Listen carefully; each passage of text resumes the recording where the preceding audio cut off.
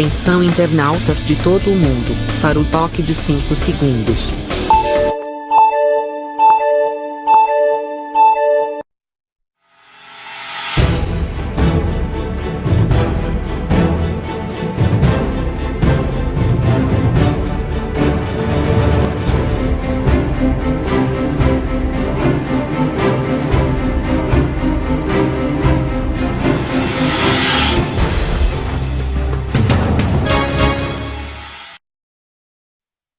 Alô, gente amiga, começando mais um programa Sérgio Cruz aqui pela viamorena.com. O programa de hoje, daqui a pouco, vou falar sobre esse assunto aqui, ó, da capa da Veja desta semana, tá? Dá para ver aí? Ou... Pra ver. Tropa Dividida é o título da capa. Dois cidadãos de capacete aqui, não tem nada a ver com polícia, né? Com exército. Tem uma divisão a tropa aqui é Bolsonaro e Moro. Um assunto que eu tenho enfocado aqui desde o começo desse programa. E muita gente acha que eu divaguei, né? O velhinho está divagando. Devagar e divagando. Eu quero conversar sobre esse assunto. Quero lamentar profundamente a morte ocorrida do artista plástico e publicitário Isaac de Oliveira. Morreu hoje em Campo Grande, vítima de um câncer no pulmão. Vai ser velado lá no Marco, Museu de Arte Contemporânea.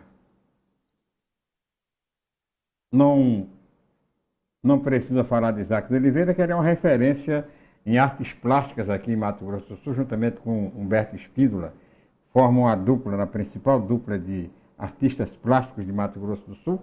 E muito recentemente ele o Humberto Espíndola, mais o Almir Sater, foram condecorados com o título de doutor honoris causa da Universidade Federal de Mato Grosso do Sul. É uma vasta folha, né, de serviços prestados à arte e à cultura de Mato Grosso do Sul e do Brasil, que a gente tem que reverenciar neste momento a presença, a ausência, né, do Isaac de Oliveira, que não chega a ser necessariamente uma ausência, né? O Isaac foi, mas o Isaac fica na sua arte, na sua inspiração, no seu compromisso com a cultura de Mato Grosso do Sul e do Brasil. Eu estava ontem no sábado, né, na minha fisioterapeuta, e ainda vendo um quadro dele, interessante, um quadro dele com um ipê florido, um ipê roxo florido. E hoje, agora há pouco, eu recebi a notícia do seu falecimento. Tudo muito lamentável, né? A gente perde um grande artista, novo, né? Que podia ainda pintar muito, deixar muitas obras aí para o acervo cultural do nosso estado. Quero falar aqui sobre este assassinato ocorrido no Rio de Janeiro, essa semana passada, da Ágata. Ela estava numa Kombi com a mãe dela, estava indo para uma aula de balé, me parece, quando foi alvejada por 2 tiros. Papa, morreu. Não tinha tiroteio, não tinha troca de tiro, porque o Rio de Janeiro hoje é um campo de guerra, né, entre traficantes e a polícia.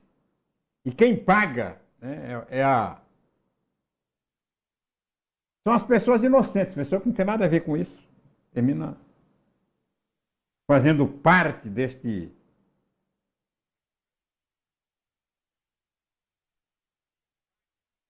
espólio sangrento. Morreu, menina. Foi homicídio? Foi acidente? A polícia disse que foi um... Aliás, a polícia não assume, né? A polícia não sabe de nada, a não ser dizer que houve uma troca de tiro, quando, na verdade, as testemunhas todas contestam essa versão, inclusive o motorista da Kombi. Agora, inspira essa morte ontem, ocorrida essa semana, da Ágata, a um projeto que está tramitando na Câmara dos Deputados, no Congresso Nacional, do Sérgio Moro, né, o pacote anticrime, que prevê a questão da ilicitude, excludente da ilicitude, que já é previsto no Código Penal, mas o Sérgio Moro colocou lá uma emenda, né, nesse artigo, que a pessoa pode, né, ter pena abrandada ou processo arquivado, o juiz pode fazer, por emoção, né? Surpresa, emoção.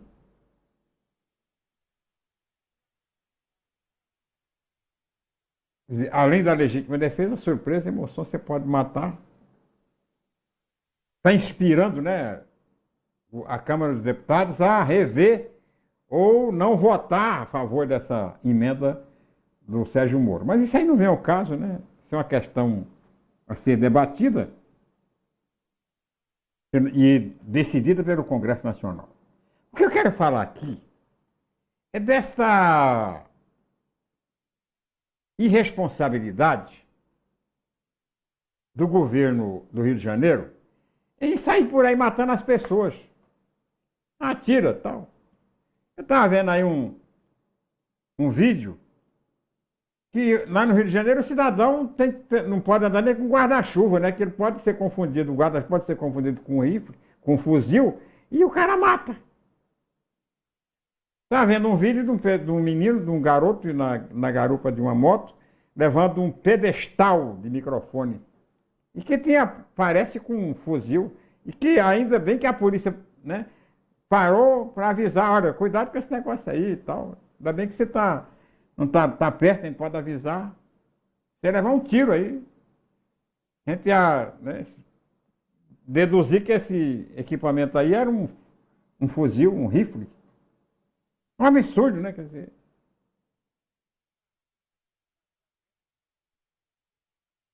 E quando é uma política de tolerância zero, né, vamos acabar com o crime, vamos estabelecer um tempo, né, e alguns critérios para o combate do crime organizado e tal. Você não pode fazer como foi feito em Nova York, porque a cabeça da polícia em Nova York é uma cabeça da polícia do Brasil. Do Rio de Janeiro é outra. Agora é preciso fazer isso. Por que esse Witzel quer ser candidato a presidente da República? E quer fazer o nome dele no Rio Tolerância Zero? Por que ele não ataca as milícias? Porque só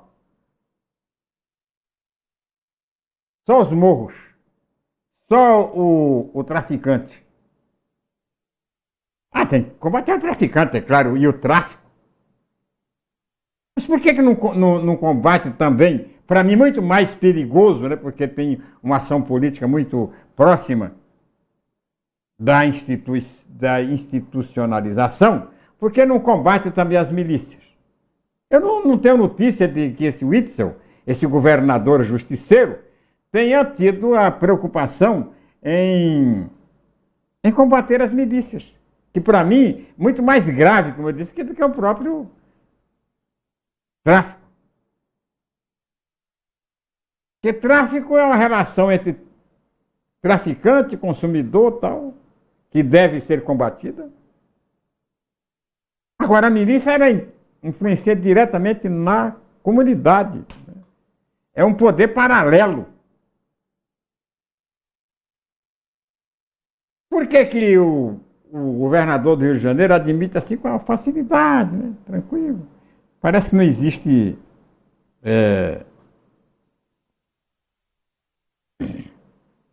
Parece que não existe, né, crime nenhum nas milícias, parece que a milícia tem uma força auxiliar da polícia. Fica aí a questão. E você que está assistindo aí, por que você acha que o governador do Rio de Janeiro não combate as milícias? Você tem uma noção? Ah, não combate as milícias por causa disso ou por causa daquilo. No programa de hoje eu quero, daqui a pouquinho, vou falar sobre esse assunto aqui, ó. O racha esperado entre Bolsonaro e Sérgio Moro. Coloca aí, Edson, compartilha aí no site aí do Sérgio Moro aí, na Legião Bolsonariana aí. Quero ouvir esse pessoal é bom. Agradecer aqui a audiência do Jorge Outubro, do Selmo Medeiros, pessoal que está se ligando aí no programa. Quero ouvir a opinião de vocês, do Osman, quero ouvir a opinião de todo mundo sobre os assuntos que a gente está discutindo aqui. É importante a gente... Outro assunto que eu gostaria de relevar, de destacar neste programa de hoje, foi a reportagem de ontem no Fantástico, falando do indiciamento do filho do governador Reinaldo Azambuja. Eu quero dizer que eu respeito a opinião de todos os meus colegas jornalistas, a partir do Bedi Paula, com quem eu divido a bancada do programa Boca do Povo no programa Tribuna Livre, aliás, o programa Boca do Povo na Difusora 101.9, que eu discordo, né, pontualmente da crítica que é feita à Rede Globo. Não tenho nada contra a Rede Globo, eu não vou ser aqui demagogo para dizer que não assisto a Rede Globo. Eu assisto a Rede Globo. E por que eu assisto a Rede Globo? Nacional. Local, tem os programas locais que eu assisto de emissoras locais com o maior interesse. Agora, em nível nacional, não tem outro canal para você assistir no Brasil. Ou você assiste os canais da Globo, né, os canais fechados da Globo, ou você assiste a Globo, porque assistir Silvio Santos, assistir o Bispo, a Record, a Bandeirantes não dá. Rede, não dá para assistir. Não dá se você comparar a programação. Se você quiser uma atração. Porque o negócio não é só assistir a Rede Globo, as novelas. Eu, por exemplo, na Rede Globo eu assisto novela de época. Novela de época, tal, histórica, tal, eu assisto. Numa boa. Mas não perco meu tempo para assistir essas novelas de putaria que tem aí. Eu não assisto. Agora, o Jornal Nacional, todo mundo assiste. O Fantástico, todo o Brasil assiste. São os programas jornalísticos de maior audiência na televisão brasileira. E Globo News, né, que passa o noticiário direto. São 24 horas de notícia por dia. Vamos dizer que não assiste, bobagem. Com relação ao Fantástico de ontem, a matéria do Fantástico de ontem, eu achei que ela foi muito esquisita. Até porque o fato, né, que gerou a reportagem já é coisa já ultrapassada, né? Coisa de 1 a 2 semanas, já que o Tribunal de Justiça de Mato Grosso do Sul resolveu acatar a denúncia feita pelo Ministério Público Estadual com relação ao filho do governador. Era em nível de Polícia Federal e Justiça Federal. O processo já estava arquivado. Estava arquivado o processo. Mas o Ministério Público Estadual tomou para si a responsabilidade de desengavetar o processo e continuar. Podia fazer isso? Podia, e fez. Mandou o processo para a primeira instância. O juiz não aceitou, deu, não, deu, tá, não, ninguém, o filho do governador não tem culpa. Então, arquivou. O Ministério Público recorreu ao Tribunal de Justiça e a turma criminal do Tribunal de Justiça resolveu, por unanimidade, indiciar, quer dizer, tornar réu o filho do governador num processo que já havia sido arquivado na Justiça Federal, mas que não tem nada a ver. Essa explicação tem que ser dada. E que não se pode culpar a emissora, né, apenas estranhar que ela tenha vindo 15 dias depois fazer a matéria, quando a matéria já estava praticamente superada, né? Não tinha mais nada o que falar, já tinha sido noticiada e tal. Agora, a matéria veio para o Estado porque não era competência federal, era competência do Estado. Esta matéria aí da propina, não tinha nada de federal nessa propina aí. O que tinha de federal era a denúncia feita pelo JBS ao governador Reinaldo Azambuja, que continua, que ainda não foi julgada, continua, não foi investigado, o governador não é réu, e que continua lá no Superior Tribunal de Justiça, no STJ. Continua lá. O que caiu foi essa aí envolvendo o filho do governador, porque não era atribuição da Justiça Federal, e sim da Justiça Estadual. Então veio pela Justiça Estadual. Veio para a Justiça Estadual, os promotores, rigorosamente dentro da lei, encaminharam o processo para a Justiça de primeira instância, a Justiça de primeira instância derrubou, recorreram à Justiça de segunda instância. E a Justiça de segunda instância, o Tribunal de Justiça, decidiu indiciar o filho do governador. Essa é a história. Essa é a história. Quer dizer, o filho do governador agora tem um recurso, né? E os recursos naturais. Tem um recurso agora, né, para evitar, para derrubar indiciamento. Se não conseguir, tem um recurso depois do julgamento pelo Tribunal de Justiça. Vários recursos. Agora, se ele for condenado em segunda instância, ele pode ir para a cadeia. É claro, o governador falou um negócio interessante na justificativa dele, que ele, Reinaldo Azambuja, não tem nada a ver com a história. Que o filho dele também não tem. Ele põe a mão no fogo pelo filho dele. E falou um negócio interessante. Qual é o pai que não defende o filho? Qual é o filho que não defende o pai? Está acontecendo em nível nacional. O Bolsonaro está tendo que remover montanhas para livrar a cara do filho dele, que foi envolvido naquela história do COAF, da rachadinha. Ele conseguiu, inclusive,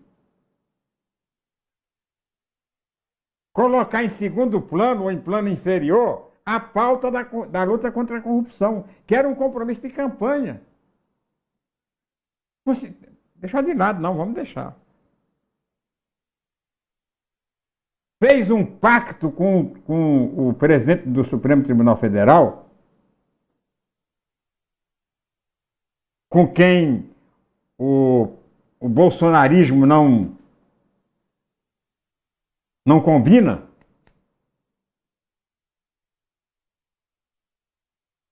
Para não mexer na história, não mexer não aceitar denúncia com base em subsídios do COAF, da Receita Federal e do BNDES, do Banco Central, do Bacen.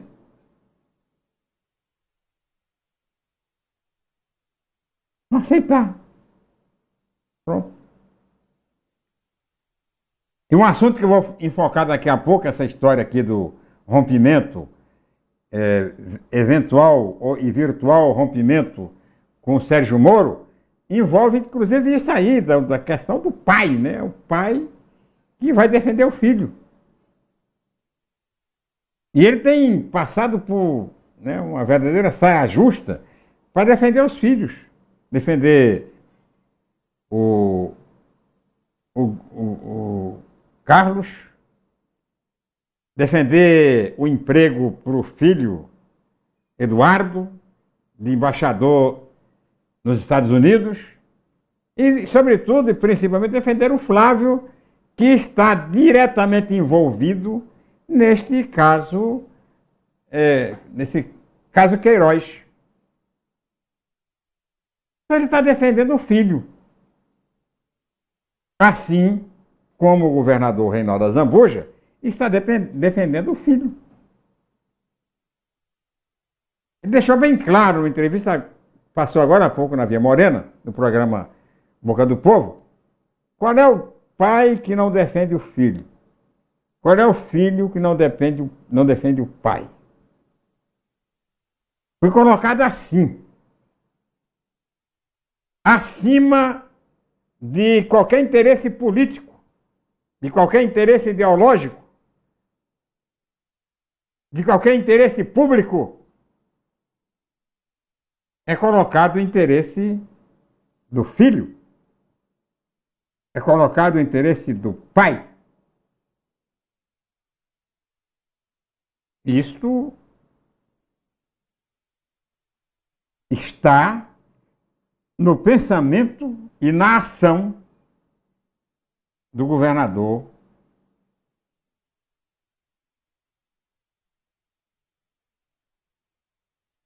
Reinaldo Azambuja. Agradecer aqui o pessoal ligado, Jorge Otubo, Selmo Medeiros, Cláudia Prado e meu amigo Osman Carlos de Matos. Ainda no programa de hoje, eu quero falar sobre o discurso que o presidente da República, Jair Bolsonaro, vai proferir amanhã na abertura da Assembleia Anual Geral da ONU. Muita gente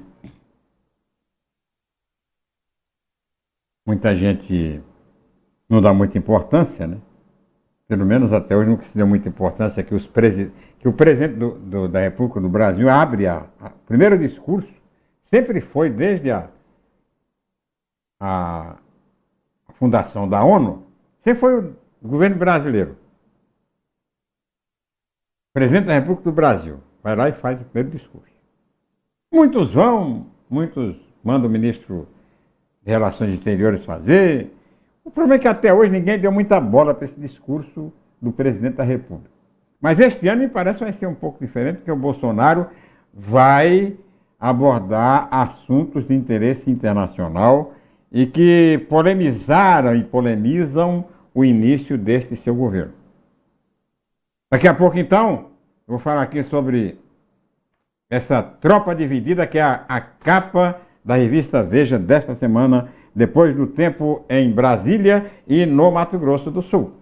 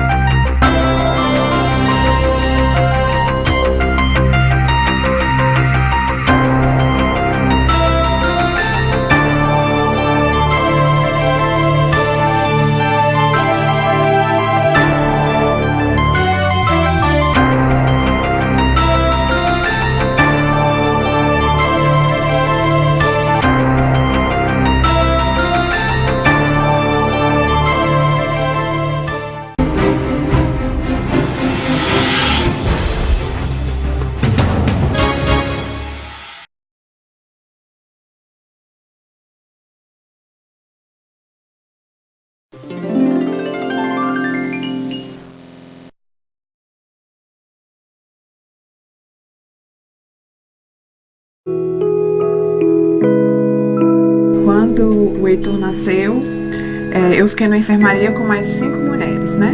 E todos bebês prematuros, que por algum motivo estavam lá há mais tempo. E aí eu via que as mães já não conseguiam tirar tanto leite, eles não podiam mamar, então não tinha aquela produção, né? Porque é importante a sucção do bebê para a produção do leite.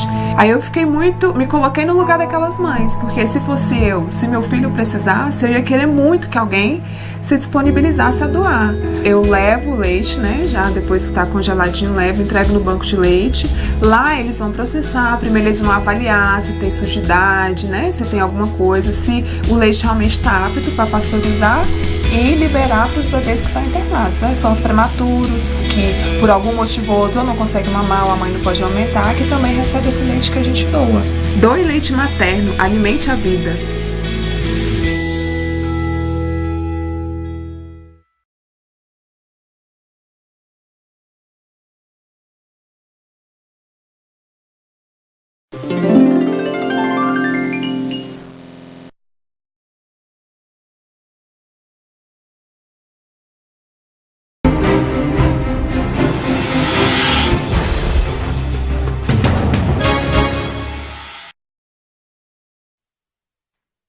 Voltando aqui com o programa Sérgio Cruz pela viamorena.com,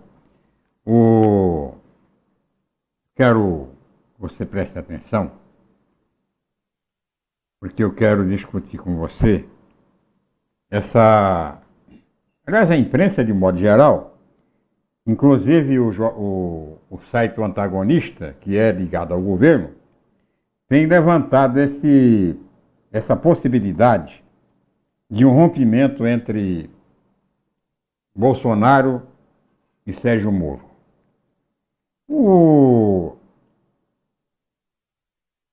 Esta hipótese eu levantei aqui no início do governo do Bolsonaro.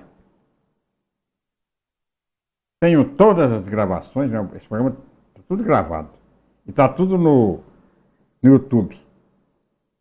Então, se você tiver curiosidade e quiser saber o que foi dito aqui sobre esse assunto, é só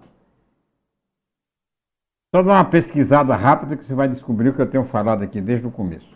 E não faço isso porque, é claro, a esquerda, né, a oposição, torce para que isso aconteça. Eu não falo... não é uma torcida minha. Não estou torcendo para que aconteça isso. Estou apenas fazendo avaliações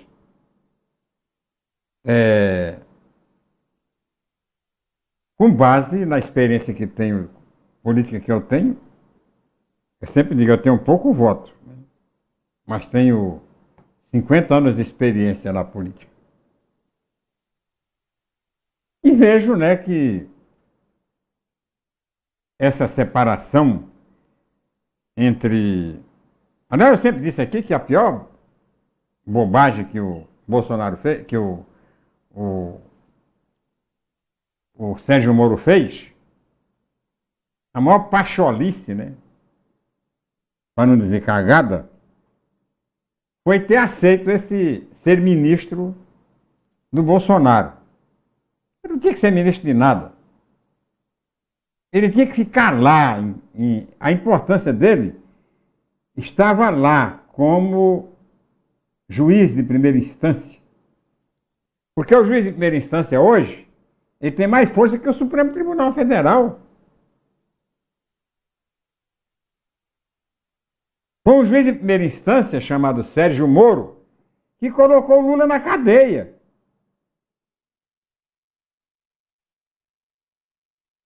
Você tinha que ter ficado lá para completar, para combater a corrupção.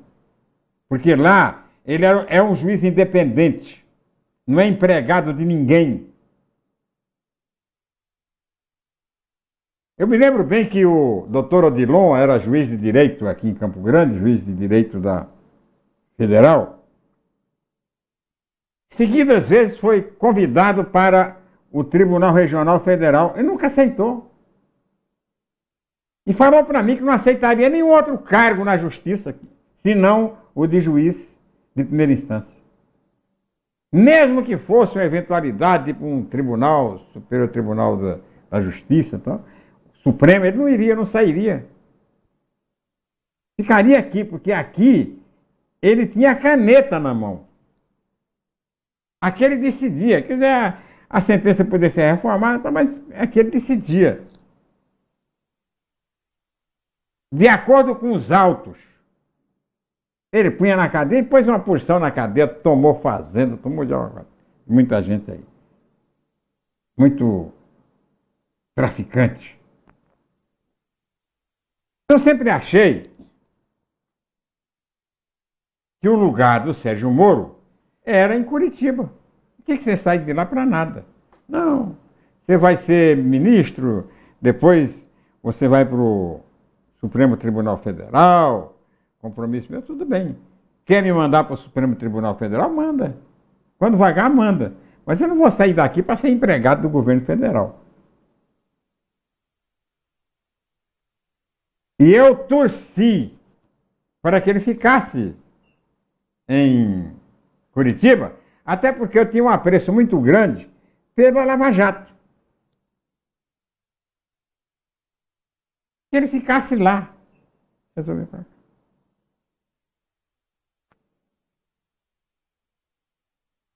Caiu na cabeça dele, né? Por quê?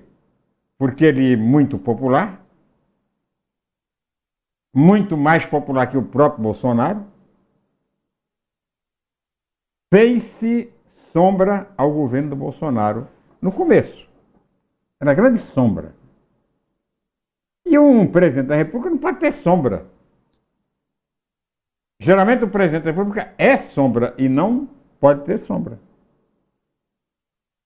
E toda a encrenca, né, toda a ciumeira começou exatamente no fato do Bolsonaro perder em popularidade, pelo menos em preferência nas pesquisas, para o Sérgio Moro. Mesmo quietinho no canto dele lá, ele passava a incomodar. Situação que se tornou-se definitivamente desconfortável para o Sérgio Moro quando pintou a história do Flávio Bolsonaro na Operação Coaf, caso Queiroz. E o Bolsonaro sentiu-se no dever, na obrigação de desativar sua pauta de luta contra a corrupção. Como é que o presidente vai lutar contra a corrupção se ele tem um filho suspeito? Se ele não quer apurar o caso do filho. Se ele quer arquivar o caso do filho sem apuração. Ele desfez a pauta da luta contra a corrupção. Então não se tem no governo do Bolsonaro nada contra a corrupção. Quando você fala aqui em corrupção, combate à corrupção, aí o bolsonarista, já os defensores do Bolsonaro, não, mas o outro governo também corrompeu. Quer dizer, justifica um erro justificando o outro e tal. Termina ficando por isso mesmo. Então, para mim, a pauta da corrupção foi desativada no governo do Bolsonaro. Então existe a pauta ideológica, tal, econômica, mas não existe mais aquela pauta da luta contra a corrupção, pelo menos encampada pelo governo, a partir do momento que o próprio filho, Flávio Bolsonaro, está detonando os colegas de partido do PSL, a senadora Selma de Mato Grosso, inclusive, já saiu do partido, por conta da CPI Lava Toga, que ele comanda no Senado o movimento contra a CPI Lava Toga. Não quer saber. Larga a toga para lá, deixa a toga suja. Deixa a toga suja, não mexe nessa toga. Não toca na toga.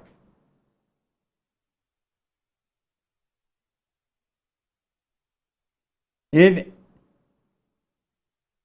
o Flávio Bolsonaro, é o principal desarticulador da Lava Toga. Então, o presidente Bolsonaro não tem nada a ver com pauta a corrupção. O homem que veio para o governo para combater a corrupção, com aval do governo, era o Sérgio Moro. Mas como essa pauta vai ser desativada, para que Sérgio Moro? Porque em qual governo o Sérgio Moro vai combater a corrupção? No governo da Dilma? Não, já passou. No governo do Temer? Já passou. No governo do Lula? Já passou. Corrupção é daqui para frente. É no governo, se houver, é no governo do Bolsonaro. E há. E é por isso que o Bolsonaro não vai mexer com isso. Se não é contra ele, Bolsonaro, ele, pessoa Bolsonaro, é contra um aliado dele, é contra um filho dele. Então ele não quer isso aí. Nenhum presidente da República quer saber de operação policial, nenhum presidente da República quer saber de CPI, porque operação policial e CPI enche o saco de quem está no governo. E chega de encheção de saco. O governo já tem muita coisa para se preocupar, vai ficar correndo atrás de CPI, vai ficar correndo atrás de... Não, não vai. Não vai. Daí, e a terceira e mais importante das motivações para que essa relação política entre Bolsonaro e Sérgio Moro seja encerrada é a eleição de 2022. Eu já falei aqui, vou repetir. A eleição de 2022 vai ser decidida no campo da direita. Como é que vai acontecer? Vai ter um candidato da direita e um candidato do PT. Porque o PT não abre mão de uma candidatura que tem seu eleitorado assegurado, principalmente no norte e nordeste, particularmente no nordeste do país. Então o que é que vai acontecer? Vão sair vários candidatos e vão para o segundo turno um candidato do PT e um candidato da direita. A esquerda termina ficando com o PT, porque a esquerda se lança Ciro Gomes, não sei o que lá, vai diluir tanto, que termina de qualquer jeito ficar no PT. Porque o eleitor do PT é um eleitor definido. Vota no candidato do partido. Votou na Dilma, votou no Haddad. Vota em quem o Lula mandar. Até porque o Lula não vai ser candidato. Mas é o PT. Como o PT é estigmatizado, qualquer candidato da direita que disputar com o PT, para evitar que o PT volte e para capitalizar o ódio ao PT, ganha eleição. Como ganhou o Bolsonaro. Agora, a direita tem 3 pretendentes. 3. Um é o próprio Bolsonaro, que já declarou que é candidato à reeleição. O outro é o Sérgio Moro, que não declarou que é candidato, mas já tem inclusive um partido se formando para apoiá-lo, que é o Podemos. O Dória, governador de São Paulo, que também já disse que é candidato a presidente da República. E agora surgindo um quarto nome, que é o do Witzel, governador do Rio. Então, para garantir a vaga da direita dos conservadores, o Bolsonaro tem que fazer das tripas coração. Tem que se livrar de preferência antes das candidaturas, tem que se livrar desses nomes aí. Porque se ele não estiver bem politicamente, ou na política econômica, ele pode perder no primeiro turno para um desses concorrentes da direita. E formaria, quer dizer, na minha opinião, eu não sei se minha opinião se isso vai prevalecer, porque isso é igual pesquisa, muda, né? O na minha modestíssima opinião, a próxima eleição para presidente da República, em 2022, será definida no campo da direita. E vai ter como sparring a esquerda do PT. O PT não abre mão da candidatura. E o único partido de esquerda que tem condições de ir para o segundo turno é o PT. Mão na roda para a direita. Ah, não. Tudo menos o PT. O PT vai e perde a eleição no segundo turno. Como aconteceu agora, quer dizer, a história vai se repetir na tragédia. E o Bolsonaro, para garantir a presença no segundo turno, vai ter que eliminar, de preferência politicamente, antes da eleição, antes do primeiro turno, o Dória, Sérgio Moro, o Witzel e outros que surgirem na direita com alguma possibilidade. Porque se ele concorrer com todo esse pessoal, corre o risco de não ir para o segundo turno. Sobretudo se a política econômica dele não der certo.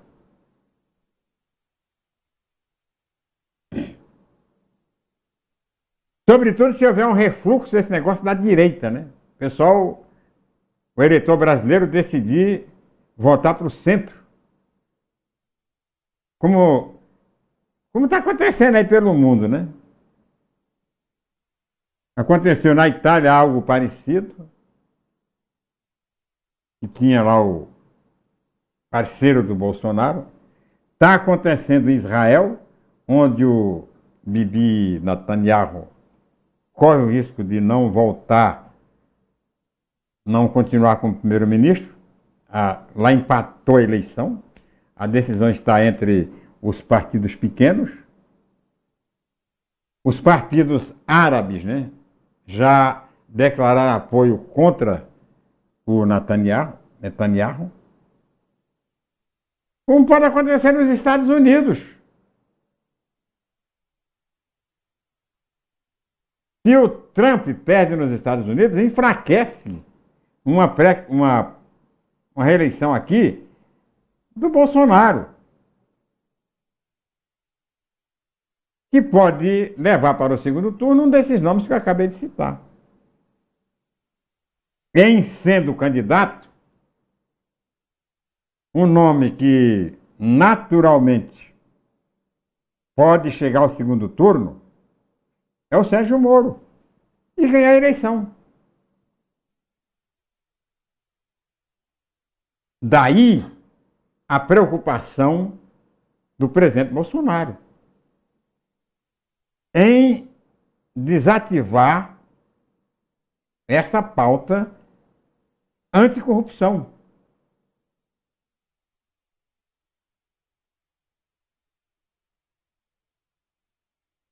Essa pauta anticorrupção do Sérgio Moro. Muita gente acha que não, que a gente está fantasiando, que eles se dão bem, se dão... Mas o que eu tenho visto aí nessa imprensa, inclusive em alguns órgãos favoráveis ao governo, é a possibilidade de um racha iminente entre Bolsonaro e bolsonaristas. Aliás, entre Bolsonaro e Sérgio Moro. Já que entre bolsonaristas e moristas não há divisão nenhuma. Pelo menos até agora, há uma afirmação de que essa divisão é o sonho da oposição. Que a oposição está vendo filme, não tem nada a ver. Agora, se você pegar e fizer uma análise isenta, você vai chegar à conclusão de que realmente existe esta possibilidade. Até porque existe reeleição. O que o Bolsonaro deveria fazer é aquilo que ele se comprometeu em fazer como candidato, acabar com a reeleição. Mesmo que pudesse garantir a dele, né, a reeleição dele, mas a partir de 2026, que a eleição fosse apenas um mandato de 4 anos para presidente da República. Estava muito bom. Aqui no Brasil não pegou essa história de reeleição. Até porque o cara entra no governo e só pensa na reeleição. Não pensa no governo. Então começa a tomar medidas imediatistas, demagógicas. Ah, tem outro cara também, se perder, vai colocar o Bolsonaro em situação muito difícil. É o Macri, lá na Argentina. E fica aqui essa história de esquerda, direita. No regime democrático, o que vale é a competência para administrar, é a gestão, a capacidade de gestão, não é a ideologia do cara. O cara pode ser de esquerda, pode ser de direita, pode ser um grande administrador de esquerda ou de direita. O Macri, por exemplo, é de direita. Um péssimo administrador. Enterrou a Argentina. É de direita. O Pinheira, no Chile, é de direita. Ele está fazendo um governo excelente.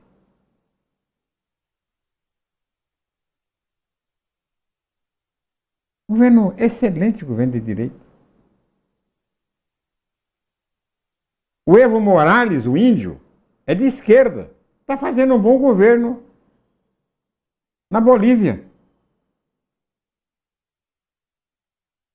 Dentro dos princípios democráticos.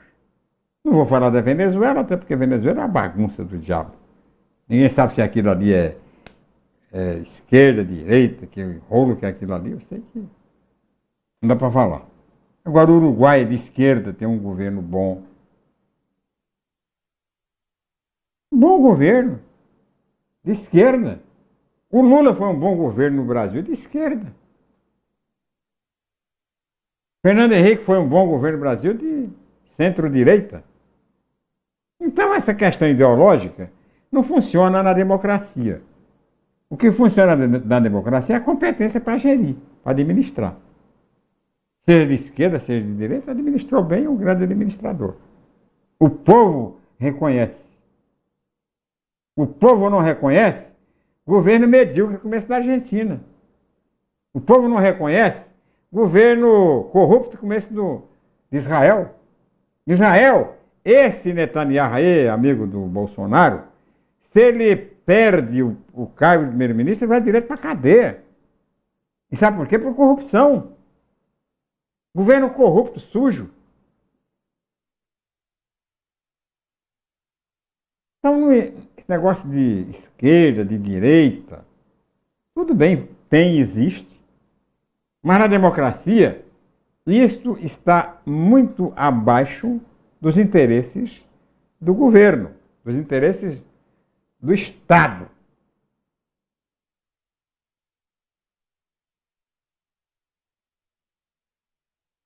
Concorda comigo?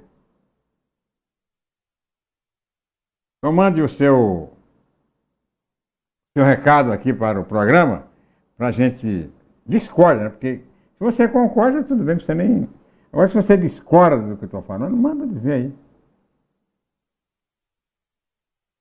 Não, e não é só dizer não aí, pelo Face, pelo WhatsApp, pelo e-mail, não é não. Se você quiser vir aqui, ó, este microfone aqui, ó, está aqui à disposição.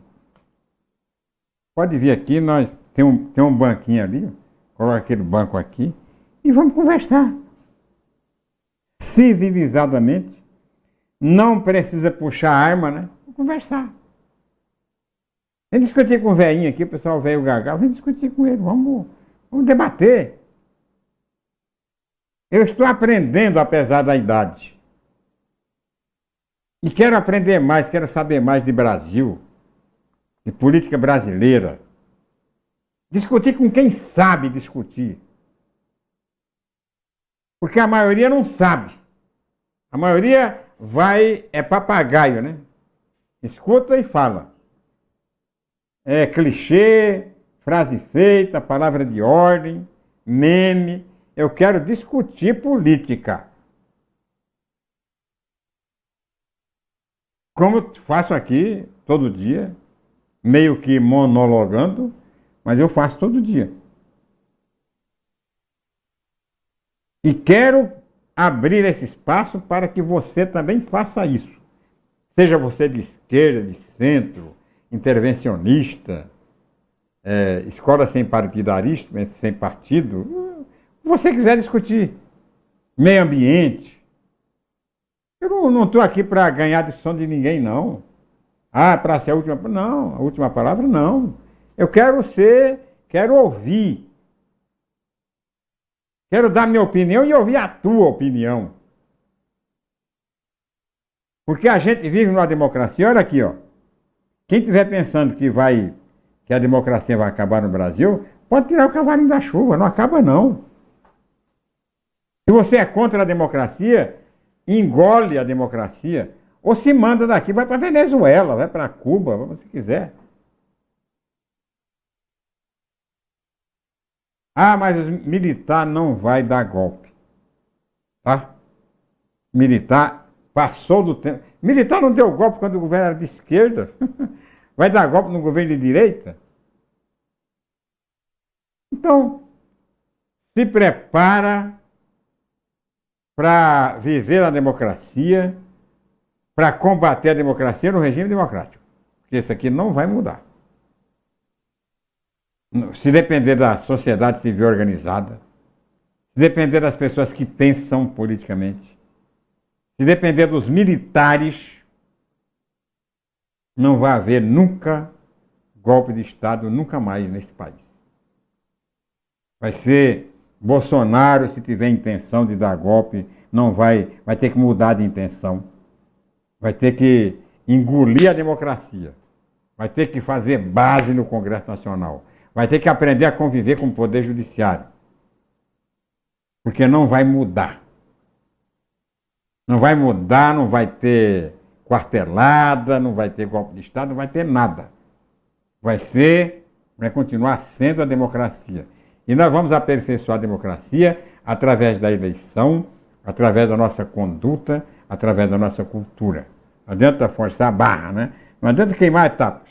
Vamos superar todas as etapas, que não seja para mim, estou no final da linha, que não seja para você, mas que seja para o seu neto. Nós temos que construir as bases de uma democracia sólida para que a gente almeje, né, a ser aqui um estado de primeiro mundo, uns Estados Unidos, uma França, uma Alemanha e tal. Isso demora um pouco, mas um dia a gente vai ter a felicidade de viver num país, numa democracia que traga melhor qualidade de vida para todo mundo, respeito, sobretudo, ao pensamento e à liberdade. Pronto? Acabou o tempo. A gente volta amanhã, se Deus quiser. Muito obrigado por sua atenção, por sua participação e tchau, Pica-Pau.